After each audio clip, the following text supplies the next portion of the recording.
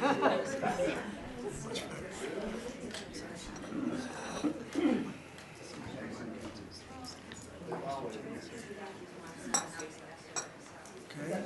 how are you?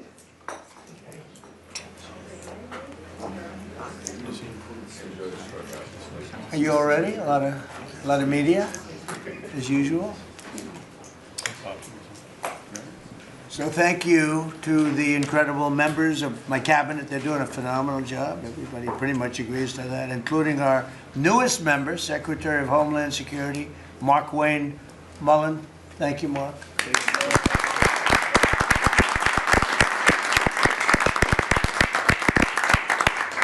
And we all know him very well, and he was a very popular senator, a very effective senator. Effective probably being the more important word. JD, don't you think? Yes, sir. And we wish you a lot of luck. Thank you. I think you do fantastically well. Congratulations to you. You have an amazing family that were here yesterday in the Oval, sworn in. His family is amazing, so thank you very much. We're now on day 41 of the disgraceful Democrat shutdown of Mark Wayne's department. Congratulations. We came into a department that shut down by the radical Democrats, right? But Democrats are really punishing the American people. I saw it today on one of the shows where they were interviewing people at the airport, and they're all angry at the Democrats. They're saying, they're actually angry at Schumer. I didn't think anyone knew his name. One woman said, that Schumer is disgraceful. He's a disgrace to our country. But they're angry at the Democrats. They know what's happening. But they're punishing the American people, including travelers at airports, all in the quest to return to open borders and give amnesty to illegal alien criminals. They want to give amnesty to some of the criminals that came into our country, just about all of them, actually, if you look at it. They love sanctuary cities, which is a sanctuary for criminals. They want to make sure they're taken care of. That's what we're fighting about. That's really what they're fighting. They don't talk about that, but that's what they're fighting about. They want to protect criminals. In many cases, 11,888 murders. Many of them, I will say, are gone now. Because of us, we got them out. But still have some left. Should have never happened, should have never been allowed to come into our country. But we're not going to let it happen. We're not going to let the Democrats get away with this stuff, and people are wise to them. So they need to end the shutdown immediately, or we'll have to take some very drastic measures. This morning, I want to give an update on the Operation Epic Fury, which is an appropriate name because we are absolutely obliterating them. Over the past 3 weeks, we've been hitting Iran's military capabilities at a level that few people have ever seen before. People never knew there was such a capability. We have the strongest military anywhere in the world by far. I built it during my first administration, and I used it during my second administration. Unfortunately, because I'd rather not have to use it. But it's a display of force and precision and skill like nothing the world has really witnessed, although you got a pretty good witnessing of it in Venezuela also. And that was a smaller version of what we're doing now. We're crushing their missiles and drone stockpiles, destroying their defense industrial base. We've wiped out their Navy completely, their Air Force completely. We've wiped out a large percentage of their missiles, and the missile launchers. Without the launchers, the missiles don't do any good. And we've knocked out probably close to 90% of the launchers, probably more than 90% of the missiles themselves. Between some they fired and more than they fired, we knocked out. We've also destroyed a lot of the factories. We're continuing to do that, but a lot of the factories where they manufacture the drones and the missiles. The drones, too, are way down, but the reason they're down is they go one way and they don't come back, because for the most part, we're shooting them down. But we also are able to, we've really done tremendous damage to the places where they make them. And just so we set the record straight, because I've been watching the Wall Street Journal's fake news and all these stories that get printed like, oh, I want to make a deal. They are begging to make a deal, not me. They're begging to make a deal. And anybody that saw what was happening over there would understand why they want to make a deal. But they say, oh, we're not talking to them. Anybody would know they're talking. And only a total fool. And they're not fools. They're very smart, actually, in a certain way. and they're great negotiators. I say they're lousy fighters, but they're great negotiators. They are begging to work out a deal. I don't know if we'll be able to do that. I don't know if we're willing to do that. They should have done that 4 weeks ago. They should have done it 2 years ago. Or they should have done it when we first came into office, because 2 years ago they had free reign under Biden. Sleepy Joe, worst president in the history of our country. What he allowed to happen to our country at the borders, and even with a thing like this.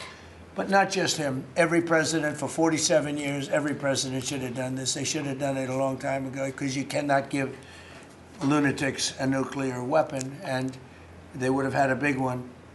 It stopped really when we did the B-2, but even before that, the Barack Hussein Obama, what he did where he gave them the Iran nuclear deal, gave them free will toward a nuclear weapon. Basically, he chose Iran over Israel and others that didn't want him to do it.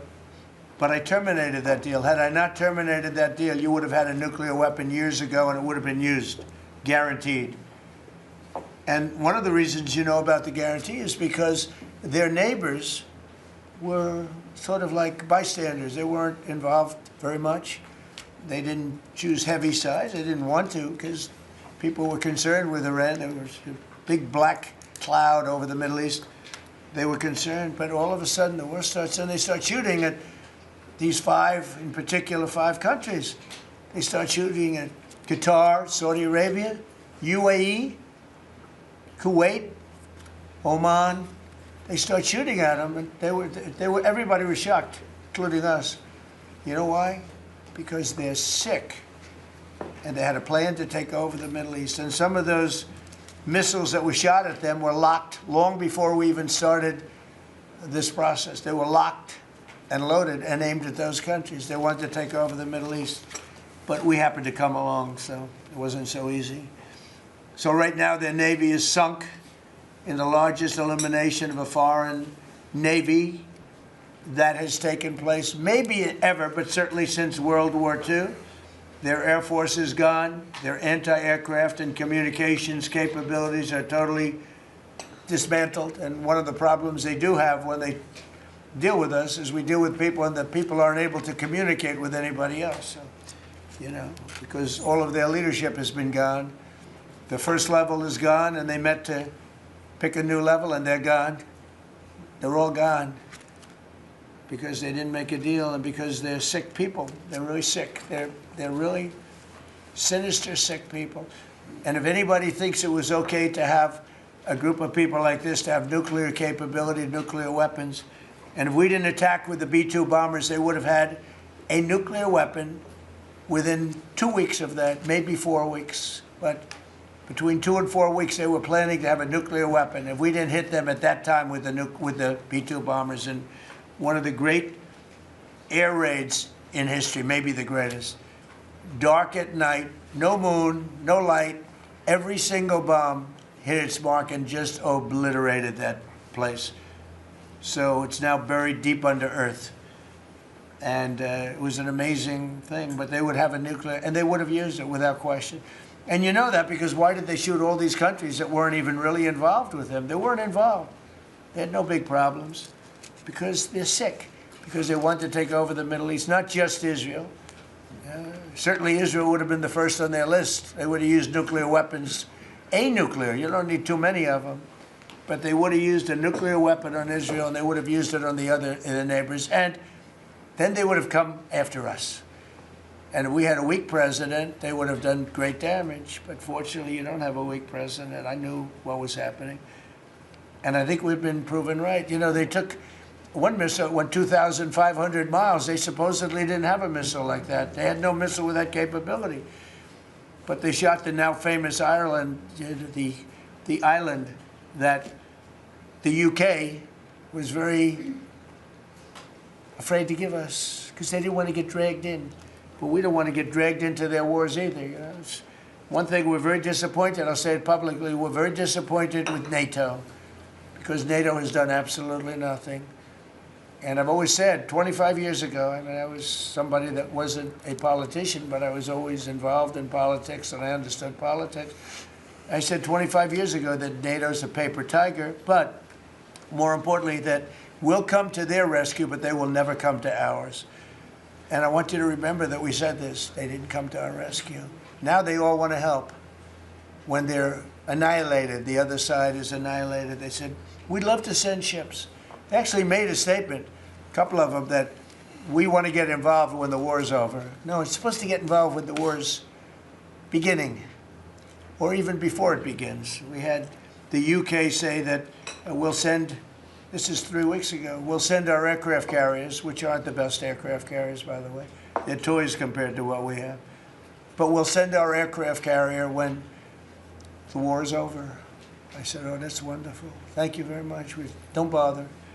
We don't need it. And we don't need it, and we don't need them.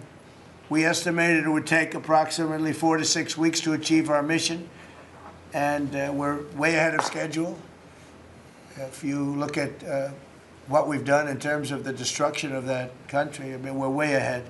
Think of it. They have no Navy, and they had good ships. 154 ships have been shot down and are resting very nicely at the bottom of the sea. And we did that in a matter of less than a week. Because we have the greatest military in the world by far, nobody even close. So we estimated it would take approximately 4 to 6 weeks to achieve our mission. 26 days in, we're extremely, really a lot ahead of schedule. The Iranian regime is now admitting to itself that they have been decisively defeated. They're saying to people, this is a disaster. They know it. That's why they're talking to us. They wouldn't talk otherwise. But they're talking to us because they've got a disaster in their hands. They're defeated. They can't make a comeback. We're free to roam over their cities and towns and destroy all of their crazy nuclear weapons and missiles and drones that they're building. Oh, we're doing that. They now have a chance to make a deal, but that's up to them.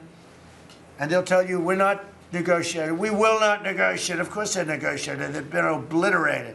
Who wouldn't negotiate? They are begging to make a deal. We'll see if we can make the right deal. And if they make the right deal, then the strait will open up. Hormuz Strait will open up. And even now, we don't know if there are any mines. You know, they have 22 they call mine droppers. Think of it. Who would have 22 mine droppers? There's a boat that drops mines. Who has 22 mine droppers? Except for people with very evil intention. So every one of those mine droppers has been struck with the same weapon we used to stop drugs from coming into the United States of America. When we hit those boats, it's the exact same weapon, extremely effective. We have unlimited supplies and extremely effective. But they have no more mine droppers. By the way, speaking of drugs, we're 98% down drugs coming in by water, by the ocean, by the sea. 98%. And we're trying to find out who are the 2% because we think they're the bravest men anywhere in the world. Maybe women. But whoever's on those boats is very brave or doesn't watch television. But where drugs coming in by sea, coming in by water, are 98% down. And now we'll stop the drugs coming in by land. The land is the easy one. You had to stop the water. A lot of it came in through water. Now it's all pinched. And these people are trying to come in by land. And we will, that's the easy one. But we had to take care of the water first. Nobody's coming in. Virtually nothing is coming in anymore. It was hundreds of millions of dollars a week were coming in by water. But they now have the chance, that is Iran, to permanently abandon their nuclear ambitions and to chart a new path forward. We'll see if they want to do it. If they don't, we're their worst nightmare. In the meantime, we'll just keep blowing them away, unimpeded, unstopped. Well, there's not a thing they can do about it. They can't do anything about it, you know. I tell you, if they could, you'd be hearing about it. You'd be hearing about it. You don't hear anything about it. They can't shoot our jets. We have the best military equipment in the world. No, not even a contest. And you see that with Venezuela. They had other equipment. They didn't have ours. It didn't work.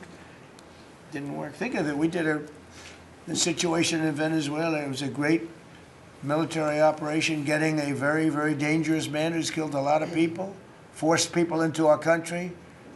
Incredible. He emptied his prisons in Venezuela, emptied his prisons into our country, and I hope that charge will be brought at some point, because that was a big charge that hasn't been brought yet. It should be brought. He emptied his prisons into our country and was a major purveyor of drugs coming into our country. And he's now been captured and, I guess be given a fair trial. But I would imagine there are other trials coming, because they have they've really sued him just in a fraction of the kind of things that he's done. Other cases are going to be brought, as you probably know. In the meantime, with Iran, we're going to keep doing what we've been doing, and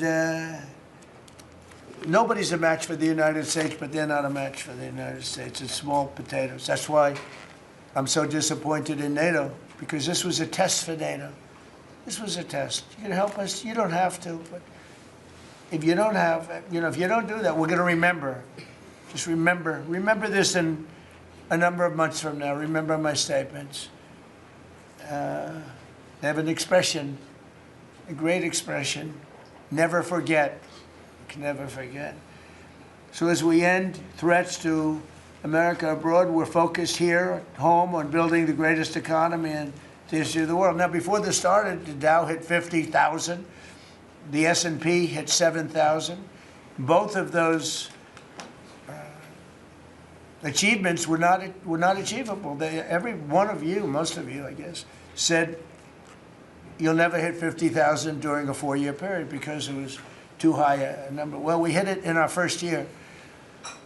And I said, well, now we have to take an excursion to Iran, and we have to stop this maniac who's no longer with us. The supreme leader wasn't so supreme, no longer with us. It's very sad. But we have to stop him from blowing up the world, blowing up the Middle East, and blowing up our country, and we did that. And frankly, I thought the oil prices would go up more, and I thought the stock market would go down more. It hasn't been nearly as severe as I thought. I think they have confidence in maybe the American president and maybe the people sitting around this table. But Americans filing their taxes this year are receiving record-setting refunds. It's been a very big story. Well, it should be a big story. I don't think you read about it that much, but I speak about it. I speak about it because if I speak about it, at least people hear. You don't write about it. You don't write about the drug prices going down. It'll be going down 30, 40, 50, 60%, 70%. Favored nations, called most favored nations, we're going to be paying the lowest price anywhere in the world. Before we paid the highest price in the world, Bobby, right? And now we're going to pay the lowest price in the world. That's quite a difference. It's a difference of from 40 to 70 and 80 and even 90%. That's a pretty big difference. But we're slashing regulations, and investment is pouring in from all over the world. We have the most investment of any country in history has been put into our country in the last year. And again, we had to take a little detour. Won't be long. Going to end soon.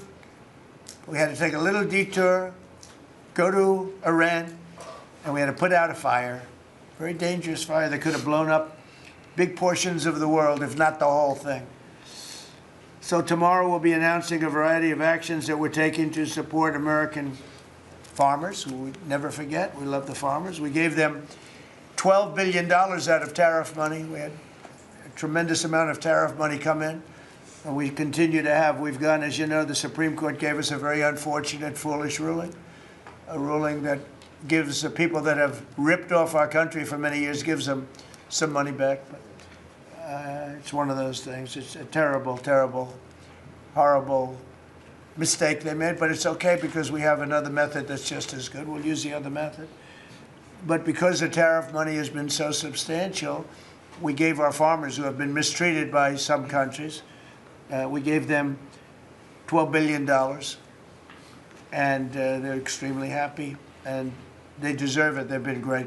They never complain. They just go out and they farm, and they wouldn't do anything different.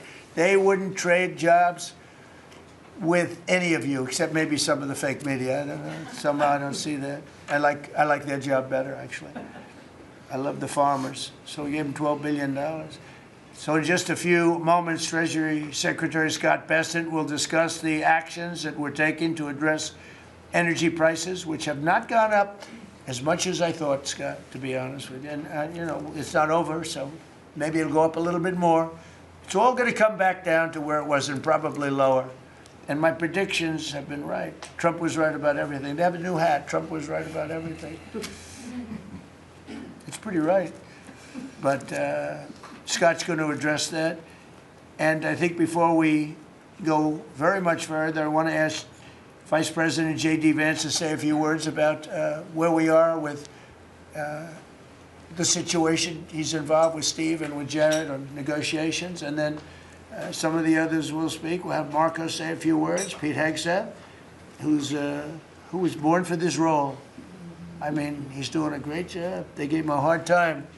And now people, I'll tell you, somebody came up to me yesterday, gave you a very hard time, said, you know, I made a mistake. Pete Hegseth is doing a good job. So when I tell you who, you're not even going to believe it. He said, Hegseth, he gave you such a nasty hard time. But you're doing great. And then Steve is going to speak, and Scott will speak last. And if we have any questions, we'll take some questions. You may have questions. I doubt it, but you may have some. So, JD, please. Yes, sir. Well, thank you. It's good to see everybody. Proud to be part of this team. Proud to be serving the President of the country. Let me just say a couple things. The first of all is the President summarized this very ably. But look, the Iranian conventional military is effectively destroyed. They don't have a Navy. They don't have the ability to hit us like they could have even a few weeks ago. And what that does is that gives us options, Mr. President. Now, there's been a lot of reporting about diplomatic options, about negotiations. There's, of course, Pete and his team. There are further military options. But what we have now that we didn't have when the President took over just a little over a year ago is the ability to use every tool at our disposal to ensure that Iran doesn't get a nuclear weapon. Because when I say options, I think it's important the American people know options for what? And it's options to ensure that Iran never has a nuclear weapon. You talk about people who walk into a crowded supermarket and have a vest on, and they blow up the vest and a couple of people get killed, and that's a terrible tragedy. What happens when what's on the vest is not something that can kill a couple of people, but can kill many, many tens of thousands of people? That is the most important American national security objective that exists for any administration at any time, is you don't want the worst people in the world to have a nuclear weapon. That's why the President is doing this. That's why the President cares so much about this particular issue. I'll let Steve talk a little bit about the details of the negotiation, but the last thing I'll say before I turn it over to Marco is I'm very mindful, of course, that we have a lot of folks overseas fighting very ably for the United States of America. I know Pete and the whole team, we're very proud of them, but they're fighting at a time where we are about to enter as Christians the most important week of the Christian calendar, the Holy Week that celebrates the return of Jesus Christ to Jerusalem. And so I want to say to all of my fellow American Christians, but particularly those serving in the Gulf, that I wish you all a very blessed Easter, a very blessed Holy Week, and we continue to stand behind you and continue to support you every step of the way. Thank you, sir. Thank you very much. Marco? The most important job any president has is to keep the American people safe. And every president says it, but we have a president that means it and does something about it. As the president outlined very clearly to the world on the night this operation began, Iran has been at war with the United States for 47 years. For 47 years, Iran has been killing Americans and attacking Americans across this planet. And other presidents had an opportunity to do something about it. And they all warned about how Iran was dangerous, but they refused to act. And this president's not someone that's going to refuse to act. He's not going to leave a danger like this in place. He's going to address it, and that is what he is doing. From the very first night of this operation, the president made it very clear. People like this, and now what I'm talking about is not the people of Iran. The people that run this country are radical Shia clerics. These are religious fanatics. Look what they are doing now. At their weakest point, this is the weakest Iran has ever been, and look at what they're doing. They're attacking embassies. They're attacking hotels. Imagine what these people would do if they had a nuclear weapon. That is an unacceptable risk for the world. By the way, the president's not just doing a favor to the United States and to our people. This is for the world. He defined very clearly on the first night of this operation what the goal was. We were going to destroy Iran's Navy, and that is happening. we were going to, if it hasn't already happened, I'll let Pete speak to the specifics of it, we were going to destroy their missile launching capabilities. We're well on our way to achieving that goal. We were going to destroy the factories so they couldn't make more missiles and more drones, and that is moving forward. Every single objective the President clearly laid out on the first night of this operation is being effectuated. Again, Pete will speak to the specifics of it. This has been an incredibly successful operation. Every day, it may not get covered because, you know, we're unlike them. We're not bombing embassies and hotels. We're hitting military targets. But every day, the Department of War lets the drummer get wicked over every portion of Iran that has these military capabilities, and the results are going to bear fruit for the world. The world is going to be a safer and a better place when President Trump's mission here is achieved. And frankly, I think countries around the world, even those that are out there complaining about this a little bit, should actually be grateful that the United States has a president that's willing to confront a threat like this and not allow it to continue to persist. Because these people will kill as many Americans as they have a chance to do, and if they have a nuclear weapon, as the Vice President pointed out, they could kill millions of Americans in the future, and that is a risk that was not going to continue to exist as long as we had this president. Thank you, Marco. You know, it's very interesting because yesterday I was watching, is it Anthony Blinken? And he was saying that they should have done it. But they didn't do it. Nobody did it. Nobody did it. For 47 years, Marco, that's the number, 47. I guess now it's 48 because we've been saying 47 for a long time. It's probably 48. But for 47, 48 years, every president should have done this. And some are saying now that they made a big mistake in not doing it, but we're taking care of business. Steve Witkoff, please. Mr. President, it is my distinct honor to be a member of your cabinet and to report to you and your team on our negotiations with Iran. Mr. President, you directed Jared and I to pursue a diplomatic resolution with Iran prior to Operation Epic Fury, which we did. However, it became quite clear during these meetings with the Iranian negotiating team that we could not make a deal that fulfilled your objectives of the following: no enrichment whatsoever, no chance of weaponizing whatsoever, decommissioning of Fordow, Natanz, and Esfahan, which you destroyed in Operation Midnight Hammer, no stockpiling of any material, which they flagrantly violated, turning all enriched material over to us, and a cutback in Iran's missile inventory and range capability of those same missiles. Throughout our meetings with the Iranians, we heard the following from them. The Iranians have the inalienable right to enrich.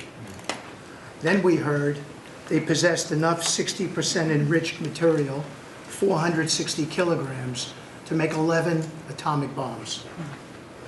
Finally, we heard the following statement. They would not give up diplomatically what we could not win militarily.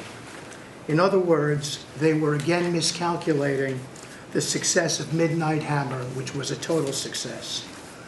These are incontrovertible signs, among many other signs, sir, that their regime had not given their negotiating team authority to make a deal required by you. We conferred with you and all the other members of your foreign policy team, Susie Wiles, Pete Hegseth, the chairman, Marco Rubio, JD, Scott Bessent, Chris Wright, John Radcliffe, throughout all of these negotiations, and we were repeatedly rebuffed on everything we asked for. I have no doubt that we exhausted all efforts on behalf of a peaceful resolution, as you directed. Jared and I both agreed that the Iranians were there to buy time until a weaker president arrived. This was a flawed strategy, as your clear direction was to never allow Iran to obtain a nuclear weapon today or any time in the future. Against that backdrop and our compelling military successes in Epic Fury, we have had multiple reach-outs from the region and others who want to play a role in ending this conflict peacefully. I can report to you today that we have, along with your foreign policy team, presented a 15-point action list that forms the framework for a peace deal. This has been circulated through the Pakistani government, acting as the mediator. And this has resulted in strong and positive messaging in talks, as you just indicated to the press. But these are sensitive diplomatic discussions, and you have directed us to maintain confidentiality on the specific terms and not negotiate through the news media as others do. I can say this: we will see where things lead, and if we can convince Iran that this is the inflection point with no good alternatives for them, other than more death and destruction. We have strong signs that this is a possibility, and if a deal happens, it will be great for the country of Iran, for the entire region, and the world at large. Your policy of peace through strength is the most effective tool for a diplomatic resolution here, just as this policy was an effective tool in each and every one of all of the other conflicts you settled in your first year. Iran is looking for an off-ramp following your powerful threat on Saturday. Your indications that you are willing to listen to peace proposals have been well received. You have instructed us that your preference is always peace, and that we should make that our priority. We have delivered that message, sir, along with the 15 points for peace. Finally, we have told Iran one last thing: don't miscalculate again. Good. Thank you very much. Good job. Doing a great job. Everybody around this table is doing a great job. Pete Hegseth, please. Mr. President. I'll start kind of where you left off, Mr. President. Thank you for doing the work of the free world and having the courage to step up and stop the Iranian terror regime from holding the world hostage. That's really what it is. And 27 days ago, Iran had a modern military. Never in recorded history has a nation's military been so quickly and effectively neutralized. Operation Epic Fury is not an endless war. It's a decisive campaign with clear objectives to destroy Iran's offensive military capabilities and ensure they never obtain a nuclear weapon. This is stuff for the history books. This is stuff for legacy. Mr. President, you are acting now to ensure future generations do not have to live under the threat of a nuclear-armed Iran. However, you wouldn't know it if you listened to the dishonest hate Trump media, as you referenced. The folks here in the room, these cameras, they have a choice.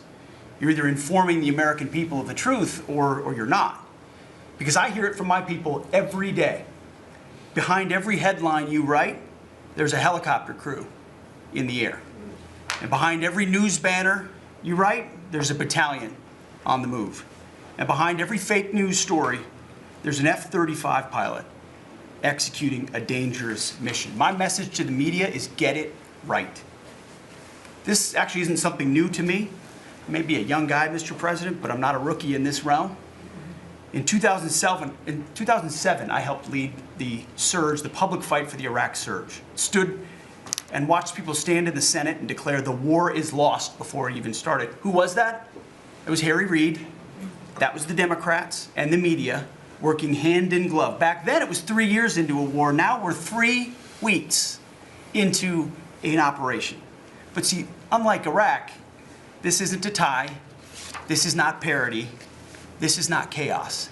This is success, pure American success, on plan, and as the President said, ahead of pace. Over 10,000 enemy targets destroyed, over 140, I think now you're right, Mr. President, over 150 naval vessels sunk, underground facilities destroyed, their defense industrial base in shambles, and overnight, not only do they not have a Navy, Mr. President, they no longer have a Navy commander.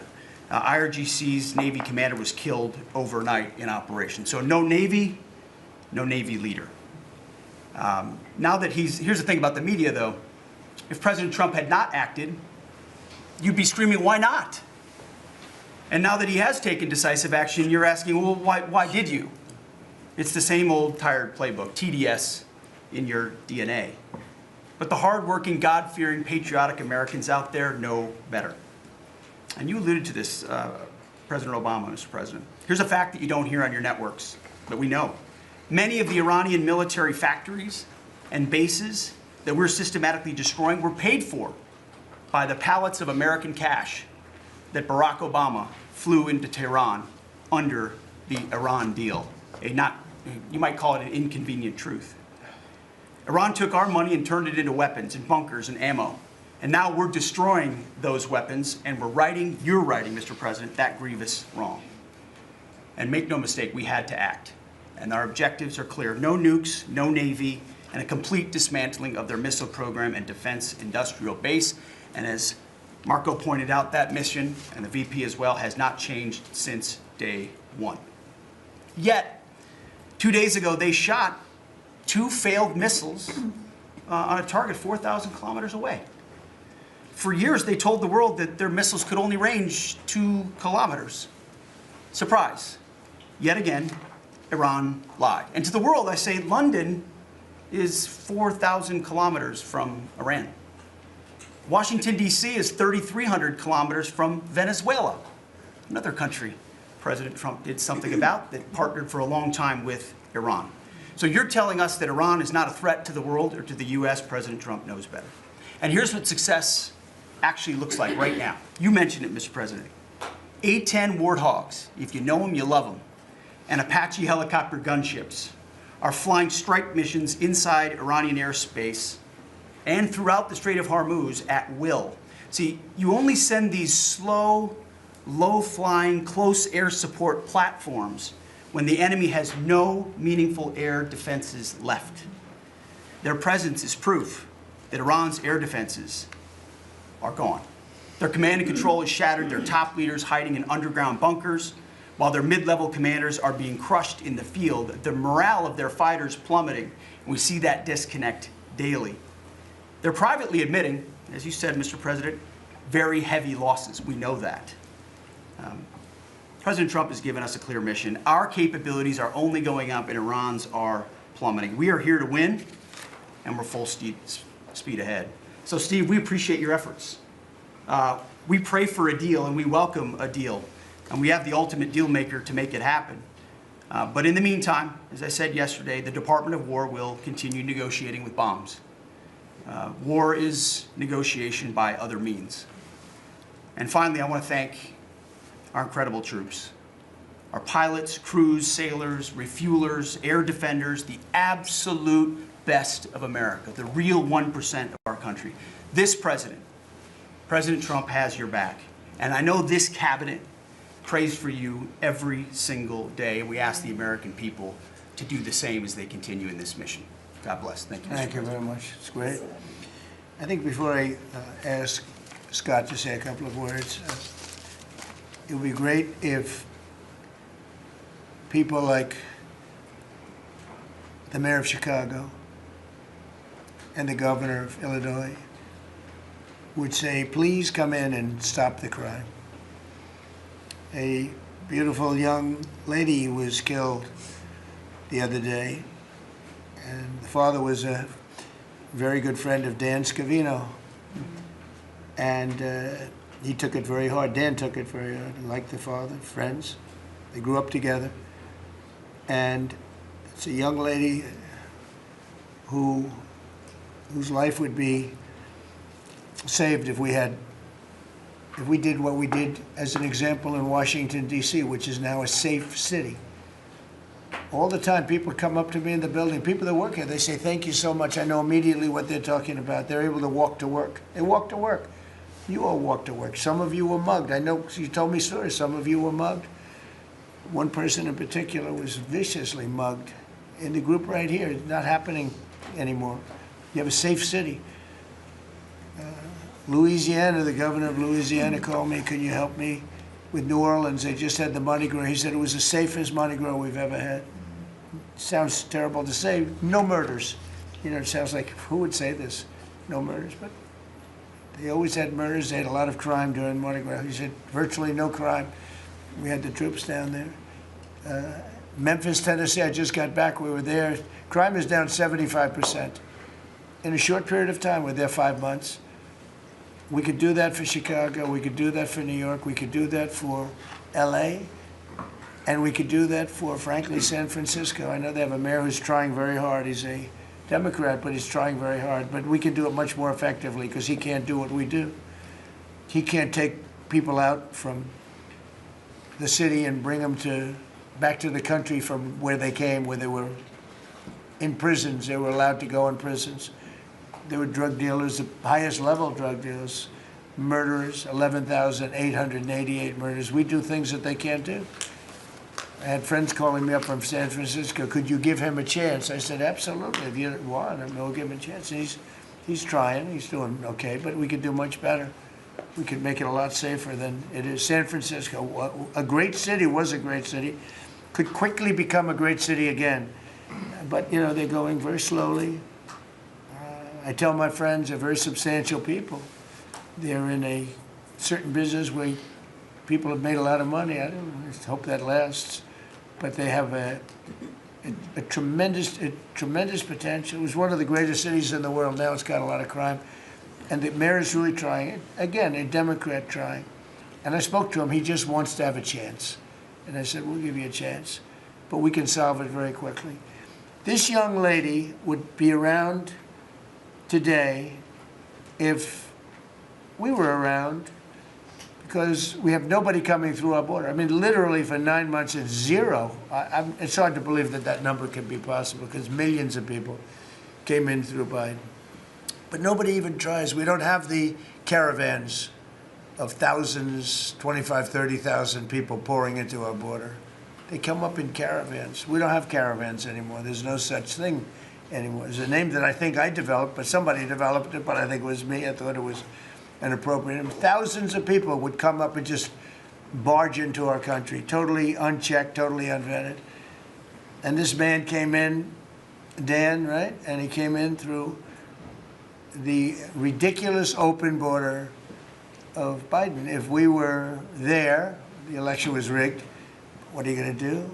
Came back, big comeback. But if we were there, we wouldn't have had people coming through. It's amazing. You know, it's so easy now because everyone knows they're not getting through. We don't have any caravans. Once they know that, when it was easy to come through. When I heard that they had an open border policy, I said, boy, this is going to be, I couldn't believe it. But when it was actually, you know, it dawned on me because I had built 1,000 miles of wall and we were finishing up some and he didn't want to finish it up. Biden, I said, they really do want to have an open border. And we got it finished. But that young lady would be alive today. And she'd be alive for another reason, because we would have the National Guard in Chicago and in New York and in other places. And they love doing it. It's like training, to be honest. It's actually training. I never want to take them out of D.C. I mean, maybe somebody later on will do it, but I never want to take. You know, the people, they look, they say, we feel so good, we feel so safe. We see these beautiful, strong people, and they're so nice. They help. They open the doors for people. They carry bags. They pick up paper when they see paper on the ground. I looked at D.C. last night. I drove to make a speech, and I drove through, and I said, take me this way, take me that way. The city's clean. The fences are down. You don't have homeless all over your parks. I mean, we had parks. You couldn't. There was no room for anything else other than homeless. It's all clean and nice. And it'll be even more beautiful in a year from now. And we have some projects that are great. This ballroom is going to be something that's so beautiful for the city, so desperately needed by presidents. I mean, now it's no secret the military wanted it more than anybody. It was supposed to be secret, but it became unsecret because of people that are really unpatriotic saying things. But doesn't matter. Doesn't matter. It's going to be great. We're building an arc, a triumphal arc, which will be incredible for the city. Incredible. We're fixing up what was the Kennedy Center. You know, I was honored when the board changed the name a little bit. Actually, it shows that the Republican and the Democrats, they work together. It's really something we work together. I think it's a great symbol, actually. But we're doing a lot of work. That building's ready to fall down. It's in terrible shape. We're closing it. We're going to open it with a bang in less than 2 years. It'll come in under budget, ahead of schedule. That's what I do. It won't be like the Federal Reserve that's costing $4 billion or something thereabouts. Think of it, $4 billion. You know, it's amazing. I said to the group before, I said, everything I do, I get sued. I build under budget ahead of schedule. I get sued over a ballroom that's going to be the most beautiful ballroom in the country, so desperately needed. You won't have to have tents sitting on the wet White House lawn. If it rains, you get wiped out, to honor the president of China or the president of France or the president of somewhere. You can have the greatest. We get sued by the National Trust for Historic Preservation. They don't know what they're doing. Then I just found out we got sued by that group and another group, I guess, on the fixing up of again, I'll use the old name, Kennedy Center, because they're not fixing up Trump Kennedy. It's going to be beautiful when you add the name Trump. But we got sued. And all I'm doing is fixing it up. We're fixing broken marble. We're putting on a roof because it leaks like a sieve. We're fixing steel that's broken. It's the same building, same exact building. We're fixing it. It's going to be beautiful. It's going to be so beautiful and safe. It's actually unsafe. You had some of those columns on the outside that were painted a fake gold. Now we painted them a beautiful white color, beautiful cream white. It's beautiful. Everyone said it's so much more beautiful now. Instead of a cheap, you can't imitate gold. See, I'm a gold person. It's all real stuff. You can't imitate it. Someday they'll discover a paint that will look like gold, and the guy's going to be the richest man in the world. But you can't imitate real gold. It just doesn't. That's 24 karat, which is what this building deserves. But think of it. I get sued because I'm fixing up the Trump Kennedy Center. We're going to make it gorgeous and safe. We're fixing new windows, new this, but just all fix up. I got sued by preservationists. But you know who they didn't sue? The man that took this beautiful Federal Reserve building. That's small, much smaller than the hotel I built. I built the Waldorf Astoria Hotel down the road. And it was a beautiful job for $201 million. It's bigger, I think, than the Federal Reserve building. And it's got rooms and bathrooms, and it's not like just an open office space, which is much cheaper to build. Think of this. I hear he's going to be over $4 billion for a little building. He doesn't get sued by anybody but me.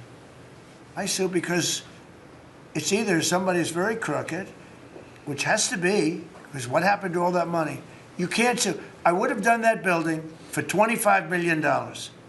It's going to cost maybe $4 billion, and we have a great new person coming in to take over the Fed. And Kevin may not ever have an office, because I don't know if they're going to be able to build. I passed that building the other day. It's a see-through. You know what see-through means? There's no walls up. And they're going to spend. But the National Trust for Historic Preservation, which is a joke, by the way, they didn't sue that building. They didn't sue anybody. But they sue me, and I build. And by the way, my buildings, it's all donations. Rich people and people are putting up the money. Zero taxpayer dollars. Is that right, Scott? Yes, zero taxpayer dollars. This stuff is all done for free, and I get sued. This could only happen to Trump. But they don't sue the guy whose interest rates are too high. That's why we call him Too Late. His name is Jerome Powell. We call him Jerome Too Late Powell. And done a terrible job. He suffers from Trump derangement syndrome, as he probably should, because I hit him pretty hard. But so I don't blame him. But they don't sue a man who has taken this gorgeous building, ripped it down from the inside, taking ceilings that are as beautiful as you've ever seen, taking the ceilings down instead of leaving them, taking walls down that were 2 feet thick of solid concrete and plaster, replacing them with 6-inch walls with no insulation. I said, let me ask you, are you going to put insulation in? No, it's not in the budget. Oh. Insulation costs $5. Now you're going to hear the guy next door. If he's next door to me, I'll be able to hear his military plan. I'll know exactly. If Lutnick is in there, I'll say, oh, I know exactly what Lutnick's got planned. It's the craziest thing I've ever seen. They've ripped this gorgeous building apart, and you can never build it again. I could, but it costs a lot of money. But a normal person can never build. So you're gonna have crummy little walls, a flat little ceiling eventually, but right now you don't have anything. And nobody sues this guy. And then when Jeanine Pirro, working with Pam and others, has the courage to sue to find out what happened to maybe $4 billion and a building that may never be occupied by Kevin Warsh. He may never get there. We're gonna have to find him some space in the White House. We'll put him in the basement of the ballroom. But when, now think of it, when Jeanine Pirro and Pam and the group, when they bring a suit, it's like, oh, this terrible thing. And then we have a judge that attacks us. So we've got to get our priorities straight, you know. It's a very sad thing that's happened with the Fed. And then just one other thing very quickly, you have Gavin Newsom in California Railroad. That's 100 times over budget. It's out of control. It was supposed to go from the middle of San Francisco to the middle of LA. Well, now it stops way short of both. It now goes into areas that nobody ever heard of. It's billions and billions of dollars over budget, years and years, maybe decades late. And that's why we have a country that has a lot of problems, you know. We have incompetent people. It's all people. Think of this, Federal Reserve, I would have had that building done for $25 million. I would have, if I did it, it was up to, somebody else would have done it for more. So maybe 50. But you could have done that building, if it was properly done and planned, you would have done that building for, I would have done it, for $25 million, and it would be better. It would be better. See this pen right here? This pen is an interesting example. It's the same thing. So this pen is very inexpensive, but it writes well. I like it. But I can't have the pen the way it was. You know what it is. I don't want to give too much publicity, but they do treat me well, Sharpie. So I came here, they have $1,000 pens. And you know, you hand pens out, you're signing and you hand them out, you're handing them to all these people. Sometimes you have 30, 40 people. And they were $1,000 a piece. Beautiful pen, ballpoint. 1,000, it was gold, silver, gorgeous. But I'm handing out to kids that don't even know what they're doing. What is this, Mommy? It's kids. They're getting a pen for $1,000. They have no idea what it is.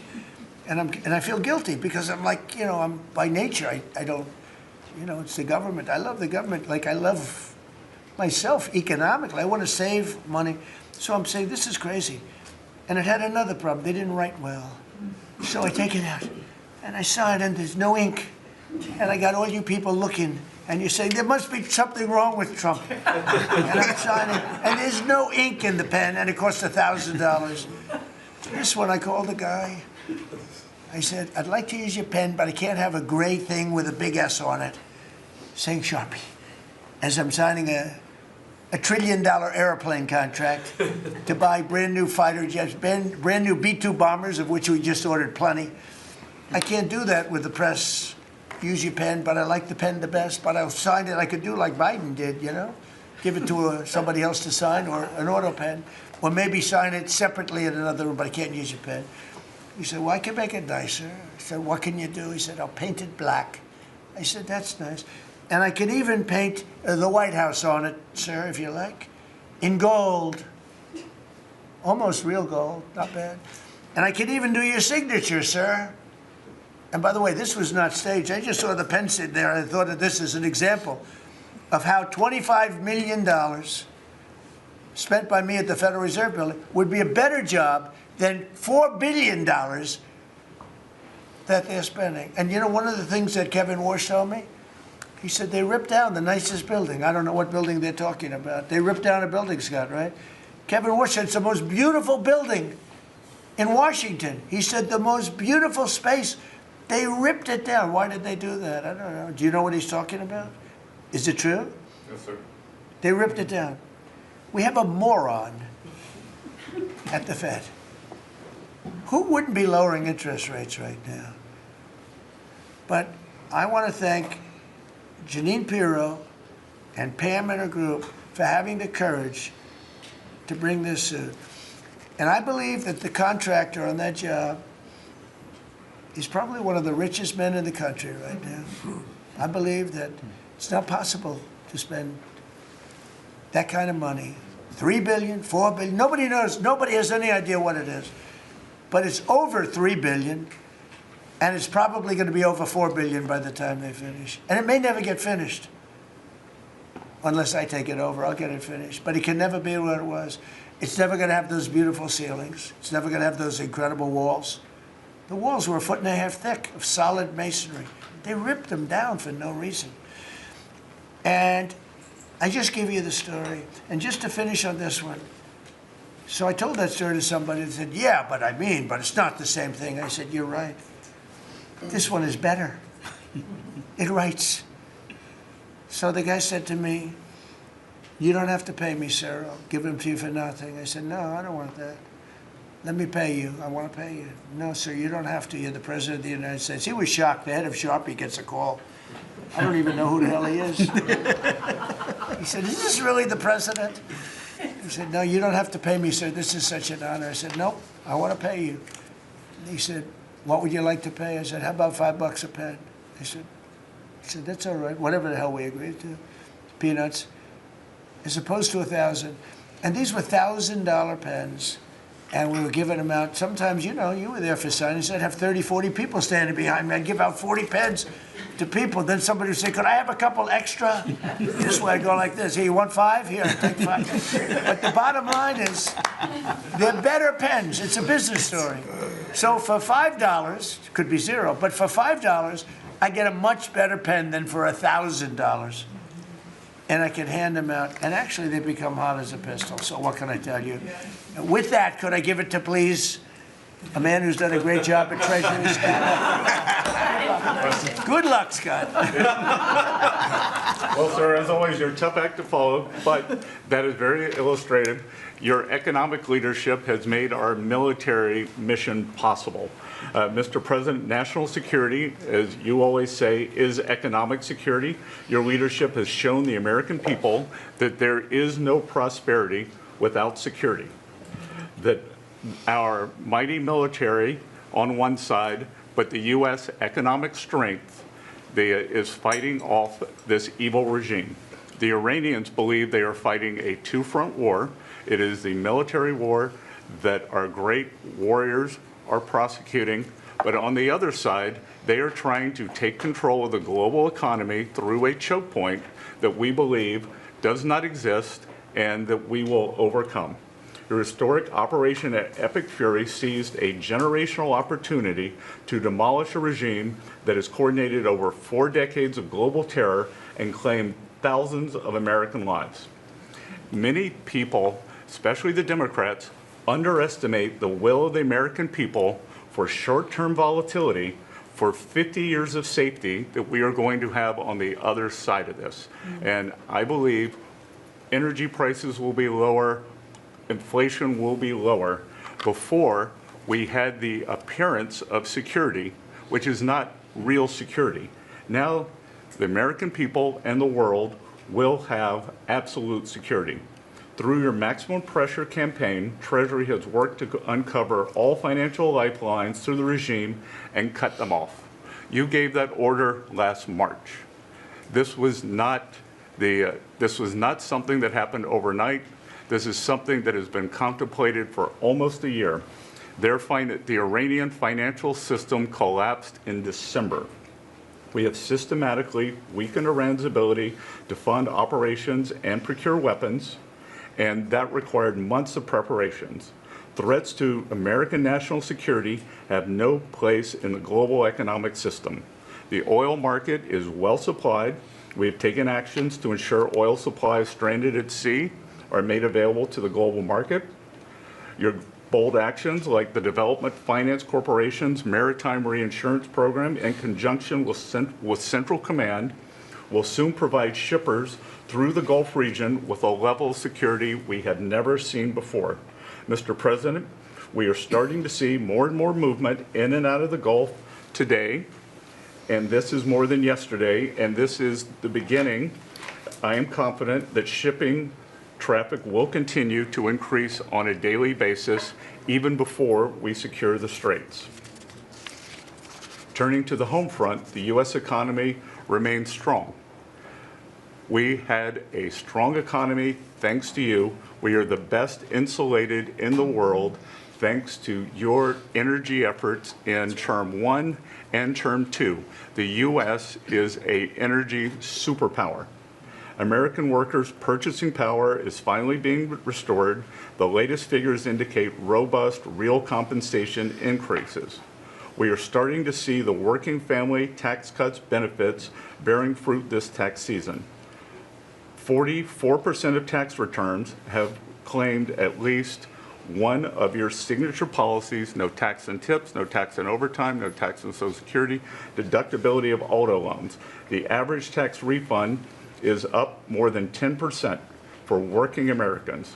The economy you vitalized through your pro-growth policies is well positioned to withstand these temporary disruptions. The United States dollar has reasserted itself as a safe haven asset.